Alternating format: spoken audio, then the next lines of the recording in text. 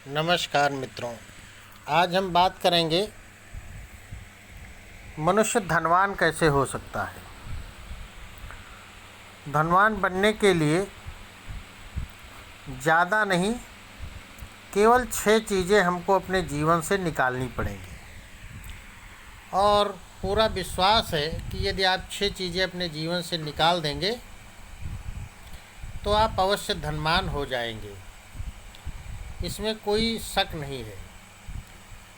तो आइए हम बात करते हैं कि कैसे हम धनवान हों। धनवान बनने की पहली शर्त है कि नींद को कम करना। नींद को जितना ही हम कम कर पाएंगे उतना हम लक्ष्मी की तरफ बढ़ेंगे, अग्रसारित होंगे। अर्थात हमको संतुलित नींद लेने की आवश्यकता है।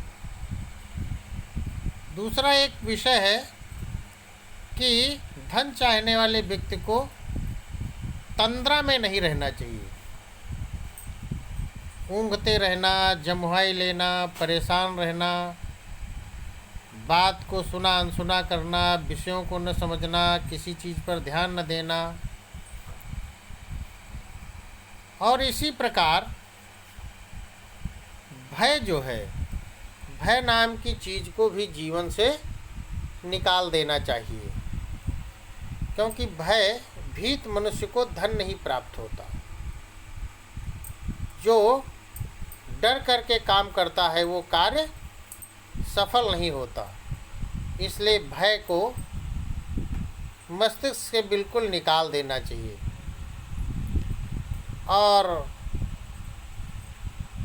चौथी चीज़ है क्रोध।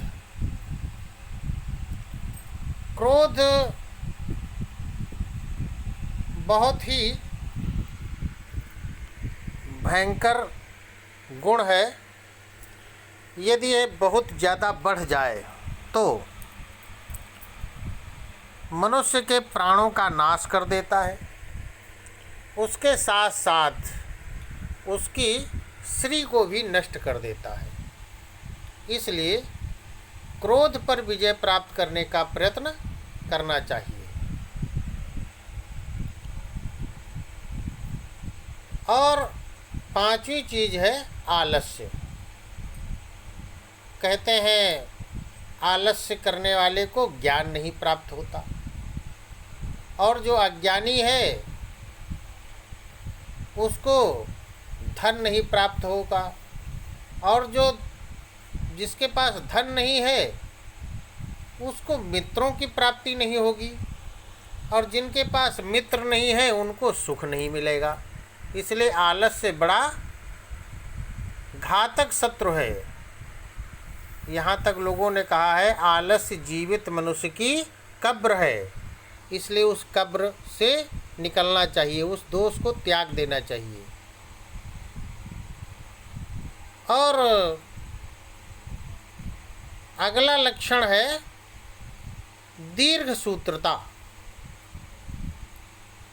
अर्थात आज के काम को कल पर टाल देना, काम को टालते जाना। और ऐसा करने से क्या होता है कि कल कभी आता नहीं, कार्य कभी पूरा होता नहीं, और इस प्रकार से कार्य बिगड़ता है। किसी विद्वान ने कहा है दीर्घ सूत्री विनश्यत। अर्थात जो आज का काम कल पर टालता है वह नष्ट हो जाता है। इसलिए इन 6 अवगुणों को यदि हम त्याग दें तो निश्चित ही हम श्रीवान हो सकते हैं, लक्ष्मीवान हो सकते हैं। इसमें कहीं से कोई धोखा नहीं है। तो आइए हम सब संकल्प करते हैं कि हम इन 6 अवगुणों को त्याग करके और श्रेष्ठ जीवन बिताने के लिए कृत संकल्प हो जाएं। बहुत बहुत धन्यवाद।